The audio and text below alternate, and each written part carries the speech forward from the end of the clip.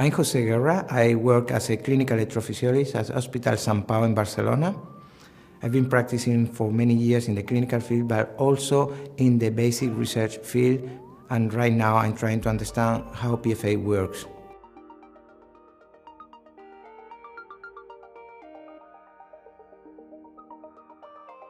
So biophysics of PFA are very important to understand because PFA is not RF. We know very well how RF works, but actually PFA is totally different.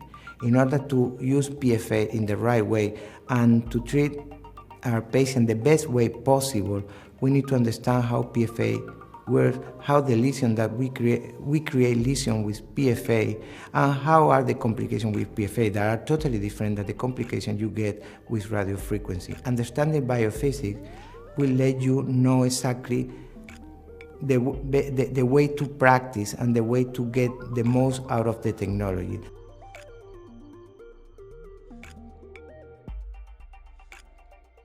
Knowing the biophysics of PFA have many clinical implications. Why? Because you need to know what you do, the way you do, or what you can get out of the energy that you are delivering. So the best you know the energy and the best you know how that energy works, the best your result will be.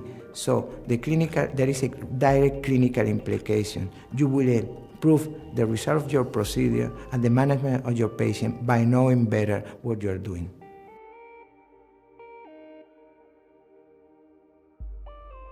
Based on the biophysics of PFA and how PFA works, in order to get the most out of the systems that we have available, we have to consider three different aspects. One aspect will be the design of the system, for sure. Right now we have only very limited available designs, but in the future I'm very much sure that we will have many designs. Probably each design will have their own specifications. And that's very important, and we need to understand why those designs are going to be the way they are in order to treat the substrate that they are going to treat.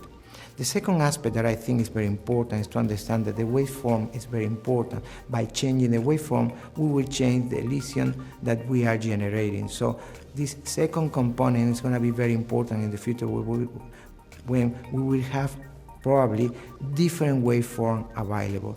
And the third thing, of course, as in every single procedure that we perform, is the workflow, the way you perform, how you use your catheter, how you deliver your energy will have a great impact on what you are creating and what you are generating.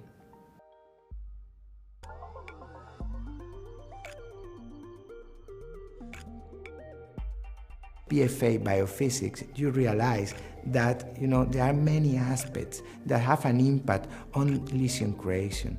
So you put that into the clinical scenario, you understand very easily that you need to evaluate every single technology differently, or not differently, but apart one to the other. Why? Because the design, the waveform, and the wave flow will create different lesions. So we cannot assume that all PFA are the same.